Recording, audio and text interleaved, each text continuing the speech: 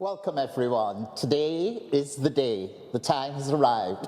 Jonathan Anderson's debut for Dior Homme is here.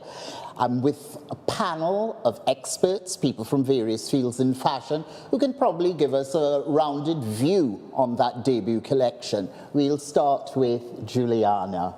Hi, I'm Juliana Salazar and I'm a creative director. And I'm Andrew Groves, Professor of Fashion Design at the University of Westminster. I'm Daniella Nicola, I'm a founder and copywriter. Good. So let's jump right into it because I think, what were your views on it? Let's start with Juliana.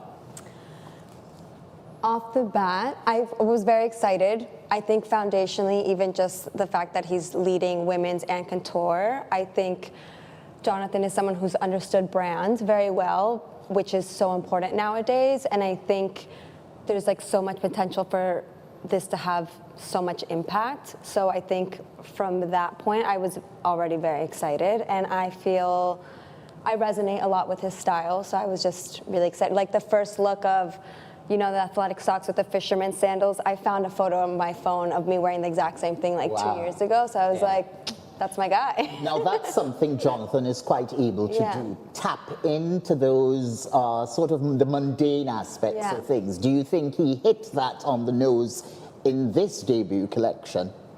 I just think that he's very authentic and sure of what he likes, and I feel like that perpetuates in all the things that he does. For me, this felt very much like an introduction to his world. I don't know. Obviously, it's kind of like a sneak peek of what's to come. I don't think I've yet fully grasped the whole picture. Do you think it was a way of brand building? Do you think, were you able to see that brand building in its infancy then? Yeah, I think for me personally, as someone who's also worked in menswear a lot, I think we're ushering in this like gentlemanly era. And I think he does that very well, this like softness that's not necessarily about literal femininity, but there's an ease. And yeah, I think he's very much setting the tone for the world he's building. Absolutely. Yeah. Andrew, menswear designers, do you think, what were your impressions of this first collection? I think it's quietly radical. I mean, if we go back a bit, I think the really radical thing, if you think the last 3 to 4 years, the number of creative directors that have gone or been sacked or fired, so for Dior to give one person the position of menswear, womenswear, couture, it's either really, really brave or really, really scary. Do you think he earned that position? Yes, but I think weird in a way, I think there's almost not a desire to have that position. So, you know, I'm old enough to remember when in the 80s, 90s, lots of designers wanted that job. So Vivienne Westwood famously auditioned for the job. Jean-Paul Gaultier wanted that job. I think the things we've gone through in the last 3 or 4 years, what designers really want to be a creative director? So almost there's okay, I want this on my own terms, so therefore...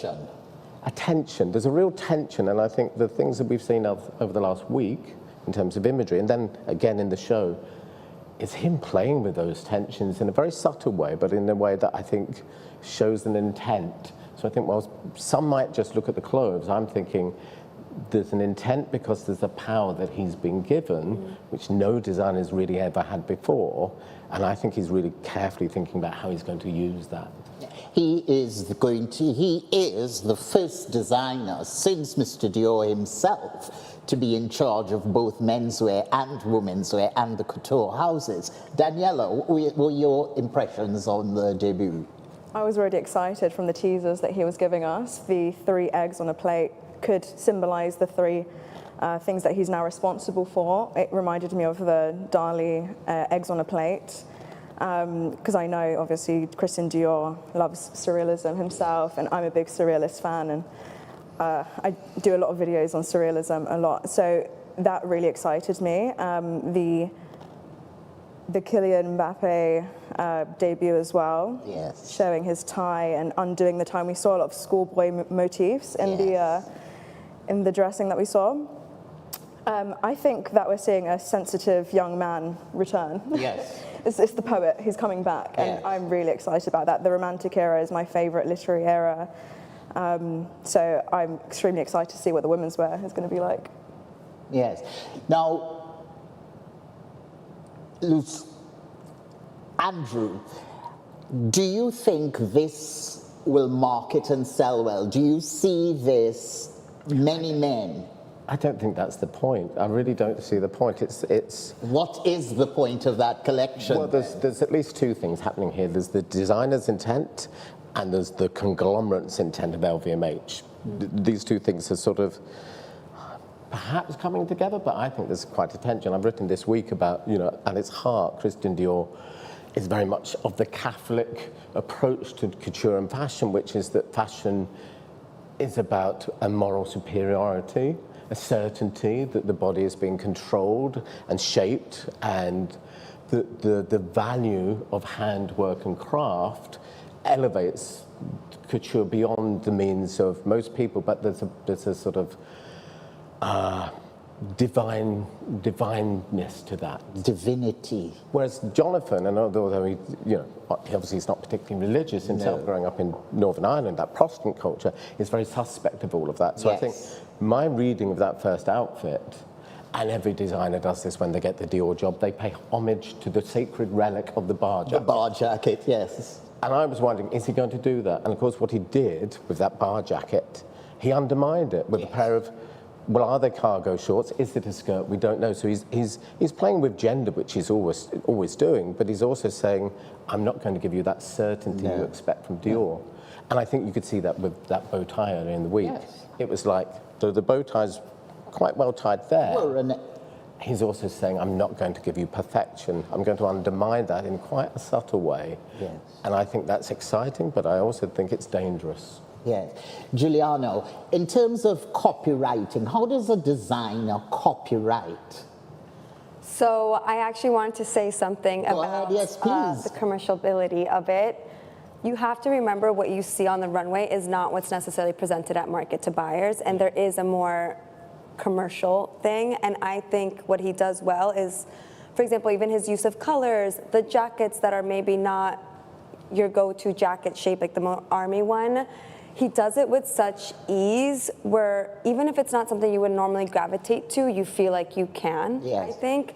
And even from like celebrity dressing, Hollywood, I feel like is going to be like all over this, honestly. Oh, and influencers, because one of the things I think that's quite exciting in fashion today, as you rightly said, there were collections that were made for the runway, for the catwalk, and then there were those that were more commercial. I think since Prada and Rei Kawakubo, those barriers have come down. Yeah. So that I can see Jonathan dressing people, because those trousers reminded me of a bustle and a riding coat, so that's what those extraneous shirts or jackets gave me the impression of. Daniella, what did you think of those opening looks? What were your favorite looks that stood out to you most? My favorite looks, it's too soon to say, honestly. I'm going to have to rewatch it. Sit with it, yes, sit with it. I did like the, I think there was an homage to the trapeze era, definitely with that A-line structure. I love the capes, again, going back to that Byronic hero type of sensitive young man energy that he wanted to bring. I think there's a real, almost a tension. He's almost self-inserted himself in it. So, he worked at Loewe, that was almost the run-up to this. This is like his opera. And you could see he got a bit emotional at the end of it. And we all felt that for him. Absolutely. And we could see that with the schoolboy reflected in that. So there was the uniform, but it was undone. And we don't know if he was getting ready for school or if he was just finishing from school. And I think that's also the beauty of it. I think from that point, I'd say there's something about archetypal menswear within here. So you've got examples of things, are you dressing for the opera or is it your version of tuxedo? But they're all undermined because it's almost like one of those flip books. But isn't that the way men dress now, where we take and borrow, and that magpie relationship we have with dressing? I mean, we all have various signifiers from different backgrounds as we sit here. Well, there's that, but I think he's also not giving you that certainty. Yes. If you think of the certainty of a show saying this is day wear, formal wear, evening wear, the bright, there's a certain structure to a show, even if it's not that obvious in modern shows. And what he's doing is mixing this all up and saying, well, is this a schoolboy? Is he dressing up, dressing down? What's the occasion this person's wearing these clothes? So I think that's what I take from how he's put those garments together. Certainty kills desire. So that's why I think he's always tethering on the edge. Absolutely, because it then gives you room to grow and expand. And I mean, we all know you have to look at the bottom line, so that from this there will be spreadsheets on what worked, what didn't work, and how it goes on. What do you think makes a good creative director today in the 21st century? Yes. Juliana, you first. Honestly, I think I mentioned it already before, like certainty of yourself, of your taste. And I think he's talked about before where he's like, I'm lucky to be surrounded by people who will say yes to making my wild ideas happen. And I think even the fact that LVMH signed on to give him all these 3 very big and different responsibilities, like there's something very modern about that and progressive. And I think him specifically, he's always in tune to what's happening at a cultural level before the culture knows it. Yes. And I think you can only do that if you are so true to yourself and authentic and intuitive, because I think obviously trends come and go, but if you just stay your own course, you end up catching these waves of what end up. Yes, so you use the term progressive there. Yeah. Progressive in what way? How can you break that down for others who can't fathom, well, what's progressive? Yeah, I would say progressive in the sense that the fashion industry is still very archaic in its systems, in the business, in the way things work. I think people are very risk adverse and very scared to do things differently because who knows how that will affect their bottom line and all of these other things. So in that way, taking such a big risk on such a big scale is what I find progressive. And I think giving him really the keys to do that. Don't you think he has earned it in what? It doesn't matter if you earn it. Like, sadly, right? You would think that that's, I do think he's earned it, but how hard have the last 10 years been for him, you know? I think he's also proof of that, of like, okay, I've worked for 10 years and now, or the success of Loewe for 10 years, Precisely. And now I'm getting this. Because we all know that's the way these creative directors work. You're given a small house as a test, and we can name, there is one other designer who just vacated a post. He was given the opportunity to design a women's wear collection for another big brand, and he fucked it up. He fucked it up badly. It was quite depressing to look at. And in my mind, I think that may have been the end of his career. Andrew? Yeah, I mean, weirdly, it's making me think of actually Christopher Bailey, because I think we lived through that period of the 90s. You know, if you think that couture houses were dying at the end of the 80s, they really were, and they really needed that fresh impetus of people like Galliano, McQueen, whoever else to drag them into the 21st century. But that came to a price, both for the designers and houses, which we all know. And weirdly, there's something about, because I was lucky to see Christopher Bailey work, but it's very professional, very knows what the job is, but knows it's also a job. So there's a distance. So they know the dangers. If you get too emotionally involved, too creatively involved, it can damage you. And so I think there's something about that, and also Virgil Abloh, that idea of you're connecting various different cultures from art and architecture in these worlds and putting them together using a fashion context. So I think that's why on one level he is a safe pair of hands, but on another level that's why I keep on thinking he's not, because bringing all those things together within a fashion world maybe exposes the limitations that fashion has and has placed on designers. And so there's a risk now. How long will Dior allow him to carry on? And how long will they suddenly say, well, what do we do if we don't think it's working? I think Christopher Bailey is an interesting point. Christopher Bailey then became stuck in a mold, and he found it difficult to break out of that mold, because season upon season, I mean, when you look at Jonathan's work, I mean, you know, as we've all been doing as prep for this, there is no one definitive style, right? It is a sort of very magpie type of thing. So, Andrew, in your opinion, what would the qualities of a brilliant creative director today?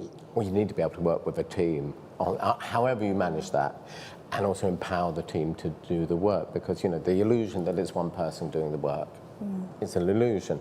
And so you've also got to work across all the teams, so not the design team, you know, the marketing team, the business, everything within a house, and you need to understand it from all those perspectives, because your undoing is likely not to be from a design point of view, because I can't see there's a relationship between creative directors and football managers. No. So, you know, Manchester United keep on getting through managers, but the problem isn't the manager. No. You know, they haven't been very good, Yes. but it's actually the business behind that. And I think there is an easy way of blaming a creative director for the failings of a company. Yeah.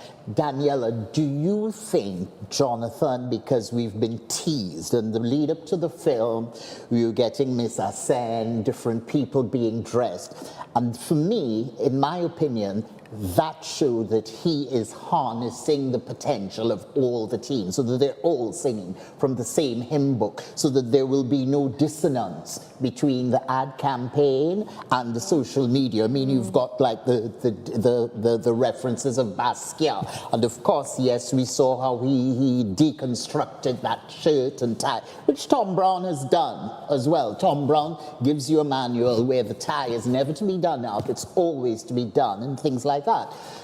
Daniella, what, in your opinion, makes a good creative director? Have you got somebody that you think has been the best, or you would have liked, dead or alive? Dead or alive? Well, dead or alive? Yes. Give them their flowers. Reef. As living goes, I think Jonathan Anderson is probably one of the best storytellers that we have. Storytellers. Now, I am a storyteller, so I'm biased. Okay, good. Okay, good. So I think what we were saying with the mise en scène, what he was doing was not building up the Dior man, he was building up the Dior mind, and he was creating a environment for this showcase to live inside of, and that's what we wanted, and that's what I wanted anyway, Yes. selfishly. Yes. So what I think a good creative director needs is to be faithful to three things, and that's mythology, mood, and memory. So the mythology of the brand, keeping it magical. Dior What's the was always mythology, in your opinion, of the Dior brand? So I love Jean Cocteau, and he obviously said this thing that's always stuck in my mind, that Dior is a combination of the word God, Dieu, and or gold. Wow, yes. And that is one of my favorite things, because obviously maybe that's not true, I don't know if that's true or not, but the mythology, it doesn't really matter. I mean, Alexander the Great was rumored to be son of Zeus, and that's what pioneered him to be one of the, you know, most established men at 23 years old, however, when he conquered the world. So the mythology really matters for propelling the brand, and that's why it's really important for the creative director to stay faithful to that. Mood, again, what we saw was mood, what he was building. It wasn't really a single man. We didn't really see a single man represented. I mean, there was the knitwear, there was the, you know, the waistcoats, there was these different things, but the mood was the same. It was very Jonathan, but it was also very Dior. Yeah. Now, Jonathan has a quote here that I highlighted. At one point, he said to The Guardian, "The idea of codes is obsolete because audiences get bored within 24 hours. Today, we must entertain." I found that quite telling. That's the challenge across all industries. Juliana, were you entertained? Curiosity was invoked, which I think is like the most important thing. And I think even again, the way he's laying down the foundation, you know, the Warhol images, the references, the film that referenced Sofia Coppola's Marie Antoinette, like it's all within the same world. And as you were mentioning, like all of these departments work together, but I think historically are kind of each in their own lane, so them all really coming together and speaking together is so important. And I think people are starting to realize how powerful it is and how necessary it is to kind of get to your goal. I mean, I'm so on board. I'm so excited to see women's. I'm really excited even who he's hired for like shoe designer. I think he just knows what's up. He knows what's good. Talent. He knows nurtured talent. And he's not afraid to highlight the people that work for him also and empower them, which I think is also really refreshing because that doesn't really happen as much publicly. And at the end of the day, those are the people, that's the wind behind his back. How do you think he's updated the codes, Andrew? I don't think he's updated them. I keep on thinking he's decentered them. Decentered? Decentered how, in your opinion? It would be very easy to give you if you think what John did with Dior was so theatrical and gave you a completely different than what Hedi Slimane did. They're very, very different from each other, from what went before. I think he's taken those house codes, the religion of Dior, but he's not treating them like holy relics. He's destabilizing them and decentering them and thinking, how can I take this brand, this company somewhere else? And because he's got the power, not only with the men's, women's couture, but you could see his vision in all the advertising, which in the 90s, you'd see an amazing collection by John or McQueen, and the adverts would be horrific because it would be someone else's. Except the Nick Knight ones. But it'd be someone else's dress. It wouldn't be one that was designed by John or Lee. No. And you think, well, that's because they're selling the perfume. With here, and because he led with such an array of imagery that was about who the celebrity person might be, how things might be worn, that lovely breakfast scene that had those visual clues to what he was doing. So he understands the show's a very small part of everything a creative director's got to produce. Yes. And if you don't control all the rest, you don't really control your role, do you? Because it's interpreted by other people. Absolutely. What makes a good show, Daniella, in your opinion? That's a good question. You seem surprised. I think it depends on who is hosting the show and who's putting it on. I've only ever been to one fashion show before, and that was one of my clients. And I obviously had different sentiments because of the relationship that we have. So I think the relationship that you have with the creative director and whoever's putting on the show is what affects how you perceive it. Yes. Juliana, for you, what's a good show? Do we think this format has been in play since time immemorial? Yeah. Has Jonathan Anderson given us, has he put this show format on life support or re-energized it? So going back to what Daniella said about your relationship to the brand, I think is everything because it gives the room energy. And I used to go to a bunch of fashion shows when I worked as a buyer. This was 2015-ish. And it was a different time because it was only journalists, buyers, editors in the room. And I kind of miss that in the sense that I think that there's a lot of noise and a lot of fashion shows have become about like who's there, who's in the front row, who's wearing what, and it's not authentic. There's not a real relationship there. Some of these people just go because they want to get their photograph. Some of them won't even like stay for the whole show, you know? And I think that really contributes to the energy in the room. But then don't you think these people bulk up, to use another word? They're like revelers in a stadium because you just can't have the purists.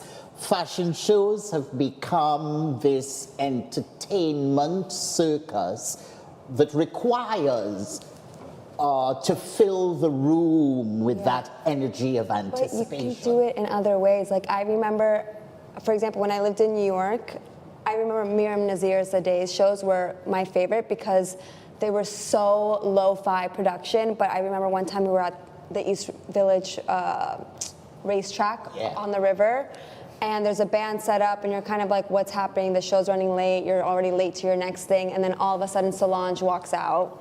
And she's doing a live performance, like that kind of like magic, spontaneity, unsuspecting thing, I think is what makes a show great. And that wasn't a massive production. I feel like I reference it because also these shows have now become huge budget expenses. Disney. And to me, I'm like, if everyone's complaining that there's no money, is this the best use of money, you know? So I think about it that way as well. How would you use money if you were to promote a young designer today then? what would you sort of give in terms of marketing, in terms of a show? Would you do a lookbook? Would you do a film? What would you do? Obviously, like a lookbook or a show or presentation, there is this kind of like kickoff of the collection or season.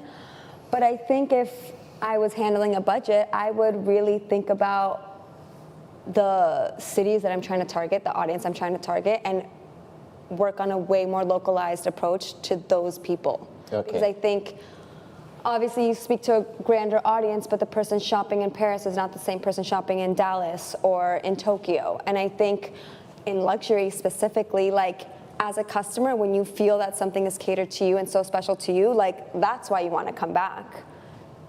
So yeah. Andrew, what's your view? Go ahead. Well, Yes. I think what's interesting for me is, of course, the audience in the room isn't the real audience. Right. They're not the important, they're set dressing. And I remember this from a Burberry show almost 20 years ago where there was cameras, they were filming, they're live streaming, and I thought, they're live streaming, but they're probably also checking who's turned up and are they sat in their rate, because there's data points to be collected and analysed. And of course now this is where we've ended up. I mean, I'm quite interested, as far as I can work out, this is a set, it's not a real art gallery. Yes. So there's the artifice of being in this art gallery, Yeah. but it's all fake. The only real thing's the painting. But don't you think that was necessary to break down from the previous creative director pomp and circumstance of the rising stage? Don't you think this subdued art gallery moment fitted a debut? It does, but it also purposely, I think, undermines that because it allows you to know it's fake. You know, that revealing this morning when they're pulling the drapery off the Dior. I saw that. You know, from an advertiser point, you know, that would have gone through so many different people to say, how are we doing this? So it looked unintentional, but it was really with intent. So I think I'm constantly thinking about what are they signaling from all those ways they're staging, who's sat there, who's, all of that is to the nth degree considered. What has been the most considered point in the show for you then? I think that opening outfit. Yes. Because I was just saying, and again, this is digital, your first outfit is your first image on Vogue.com. Yes. So that image has to deliver for everyone that's looking at Vogue.com. So it's got to do so many different things. So I think there's his intent. And it'd be interesting to see, when we see the women's show, what's the first outfit? And do they relate to each other? Because, you know, for the last however many years, the menswear and the women's wear have been two different worlds. They're both Dior, but they could be worlds apart. Yeah. What would you think would be an interesting format for showing défilés for the 21st century? Will it be interesting to see how much he takes from this show, from the menswear or not? You know, one of my favourite Dior shows was the Galliano show, where I think I've got this the right way around. The Dior show was first, and then later in the week, the Galliano show opened with 20 of the exactly same outfits, same hair, makeup. And it was like, hang on, we've just seen this show. And so I think few designers get to play with doing those sorts of tricks. It'd be interesting to see if the woman is completely different or if they're the same, or even if men's and women's get shown together. Yeah. Mr. Arnault. Now, Mr. Arnault, is he helping or hindering the cause of fashion, Daniella? I think it was interesting what Delphine Arnault said. And she said this collection is all about quality, and that sparked a bit of controversy in the comments. You have to be very careful what you say on the internet these days, because people think, well, what was it before? You know. So I think when it comes to stifling someone's creativity, we need to be careful, you know, what we're saying about what their collection and premonitions about it, basically, and projecting onto it things that, you know, the anticipation is being built as it is, and I think we need to leave it to the What do you think has creators. been the reason for this anticipation and hype and excitement that the entire fashion world has been agog on bated breath? Why do we think that is? Because it's Dior. You know, for better or worse, there's no bigger house in fashion. You know, like I said, all those people wanted that job. So it's got that status of being Dior. Culturally, you know, for the French people, let alone globally, in terms of how it's positioned itself as the sort of house of fashion in a way. But also, I think we've got really bored of creative directors just hopping from one. Do you know what I mean? It's like, so what? So this feels like one of the first in a long time where it matters. And don't you think, and as we've said, he's harnessed the potential of everyone, marketing, global, everything. For you, Juliana, the same question. Repeat the question. What do you think makes a great, exciting show? That was the question, wasn't it? No, wait, I think it was about, Let's not. I just lost it. Yes. But I think you were talking about, is Bernard Arnault entering, or why it's exciting? Yes. It's his baby, isn't it? Like, Yes. Bernard, this is the first house that he came into control over. Makes up a huge part of LVMH. Mm-hmm. It's been pretty dormant for a bit, or I think a topic of a lot of conversation, whether good or bad. And I think he's probably ready to have like a win in that way, maybe. Yeah. And you think he's learned from his mistakes? And also, if you think when he brought, I'm old enough to remember Bernard Arnault when it was car parks and duty-free shops. Yeah. You know, he really, in one way, you could say he's bought his way into the luxury by buying champagne companies and leather companies, and he's bought culture. World So in a builder. weird way, he's the biggest luxury consumer. And in a way, his love of luxury, maybe, and culture is what he's hoping will happen with this. I think they needed Anderson after the scandal with the subcontractors in Italy. Yes. They needed to employ one of the greatest storytellers to detract from that information Yes. and rebuild the world.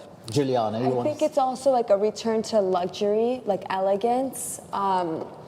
All of the LVMH brands recently have had huge success, but in a more hypey cultural way from, all of the houses, Yeah. even like Ramova and Tiffany's and everything that they've kind of been focusing on. So I feel like they're coming full circle to kind of be like, okay, well, this is actually what we want to stand So for. you're saying it's a more esoteric leaning as opposed to sort of veering away from that street culture appropriation of artworks?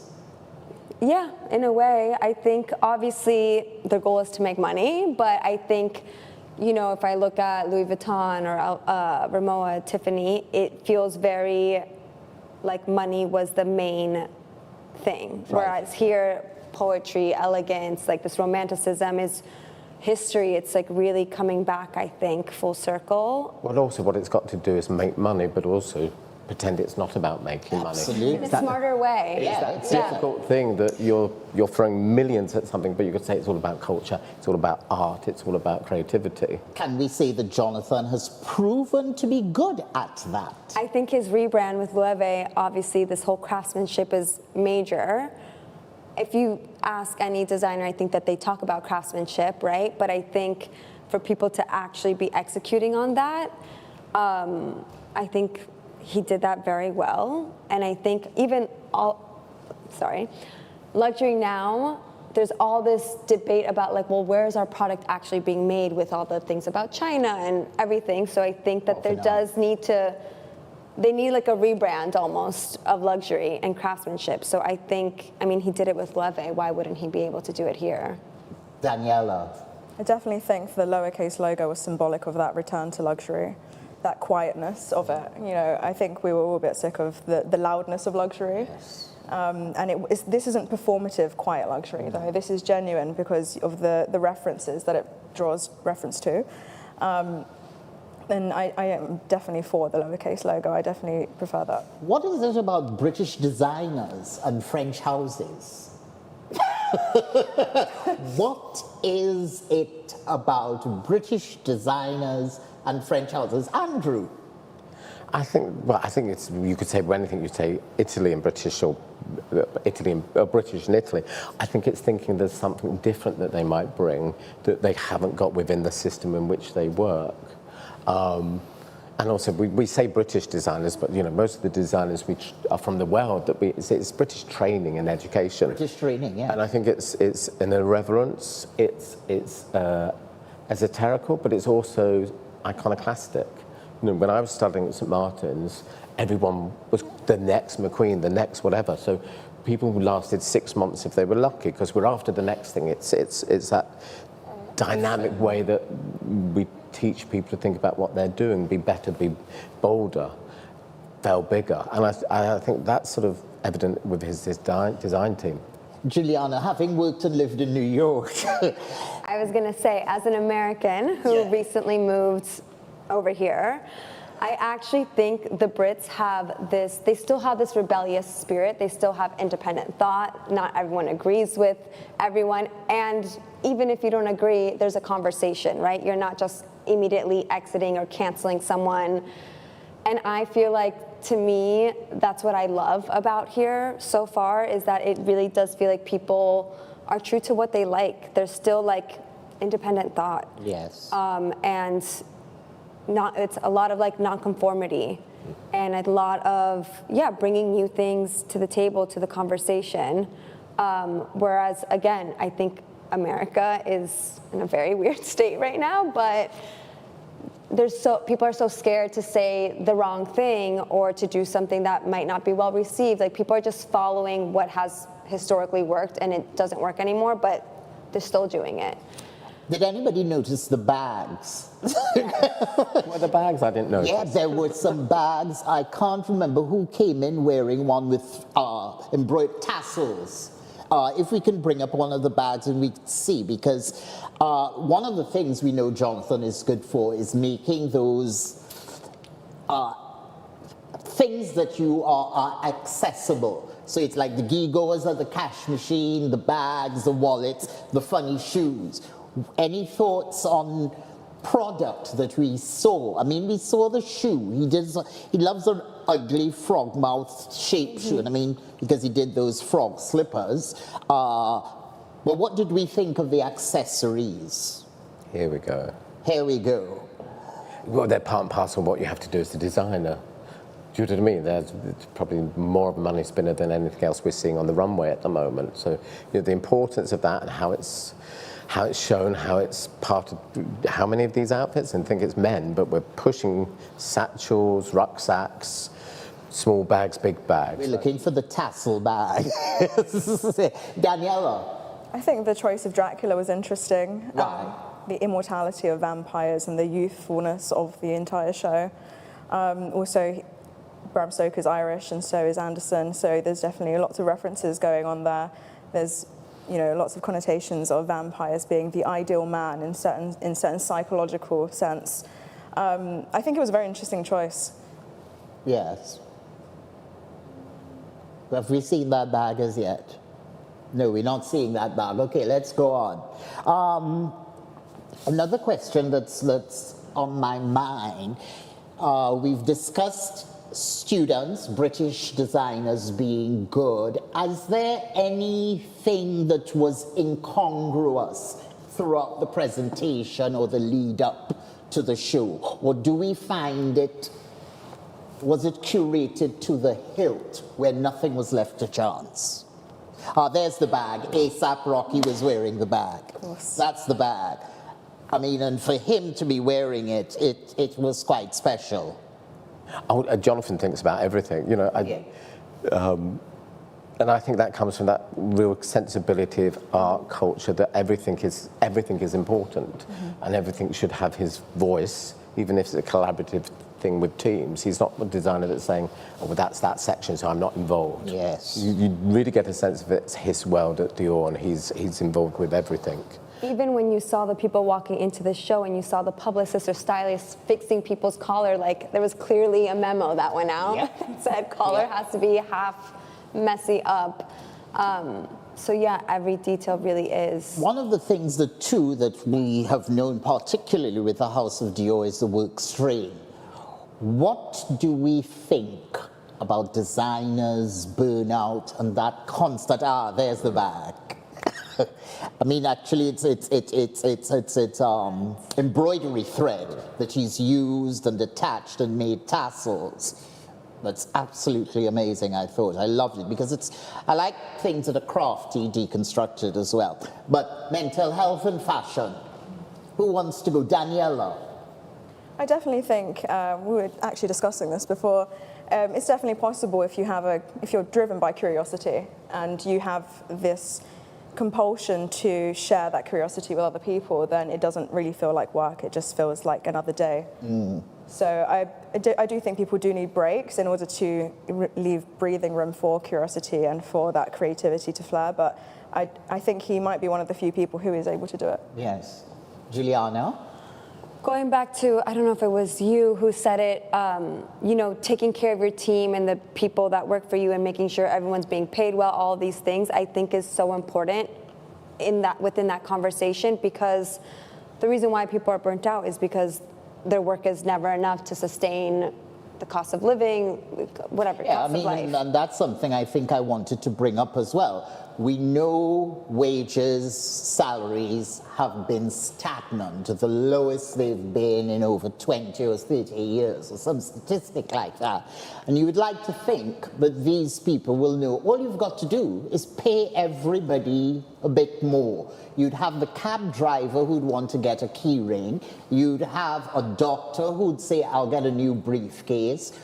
What is it that's missing from these business owners' minds that are not recognizing the importance of fair pay? I think it's the power of fashion.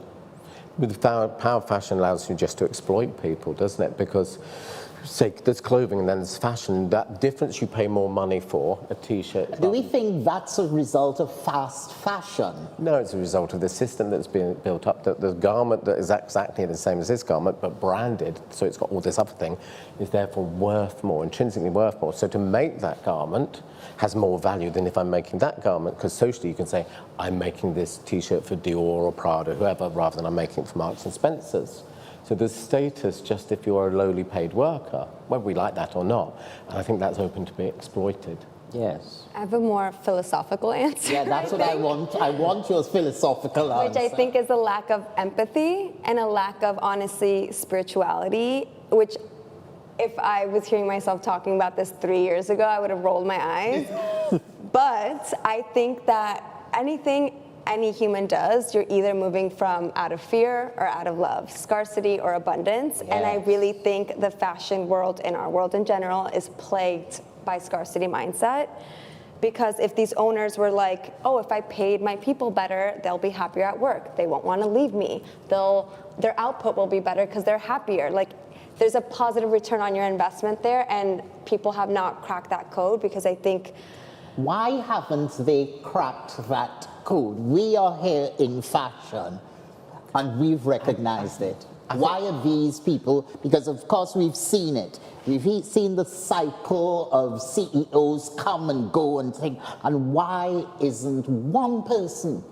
I think because there's always new people to be exploited. It's as harsh as that, because the system wants new people to feed in and new, I feel it's a bit capitalism. Like the music industry, you know, take someone, make them a star, drop them after the first album, you've made your money. I think also the system moves too fast. For example, if a CEO was in a company and was like, I'm going to pay everyone 20% more and do this test, they often don't last long enough to see the results of this test. Okay. So I do think there's also this lack of patience. Yes. To see something through, and by the way, it takes like great leadership and great belief in this leadership, because it is a rocky road and you're kind of like not lost, but you're kind of in the middle of the ocean until something clicks. So you're saying that the 80s, when money became king, Wall Street, that mentality of let's wring things dry. What would you suggest if you were running a company, Daniella? What would you do? Fashion specifically, I think, inherently runs in cycles. So I don't think people hire their employees with the intention of keeping them long term. I mean, with creative directors as well, they're typically out within 5-7 years. And that's because they do need fresh perspectives. People get complacent, and people do get complacent in their own perspectives. Do you think Jonathan is going to be out in 5 years? Honestly, after that first collection, can we see, because let's say we see the way the world in which the world is going. Somebody wants stability. Do we think Jonathan can be that stabilizing force? I think he could be there for more than 5. I would see him leaving in 5 years if he wanted to. But if he was like, I'm over this, I want to actually now focus on having a family or whatever, I think it would be his choice. Yes. Andrew? Yeah, ultimately, I kind of think, you know, my reading of Christopher Bailey leaving Burberry was because the shareholders wouldn't reward him for delivering. Yes. And what a mistake that was. Do you know what I mean? Because ever since then, you know, they're trying to make it work and haven't really managed to succeed. So I think Jonathan will be one of those people that street thought, I know how the system is at the moment. I'm going to take this job and I'm going to do it for 3 to 5 years, and then I'm going to do something else. Daniella? There's a saying in copywriting that goes, I don't care how creative you think it is. I want you to think it's so interesting that you buy it. So at the end of the day, if the bottom line agrees with keeping him, then he'll stay. How is that, people? I think we can end here.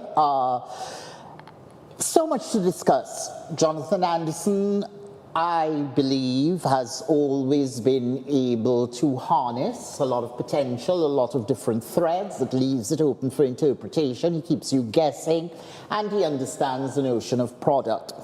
And I would like to end in saying that fashion continues to be very political. Thanks for watching.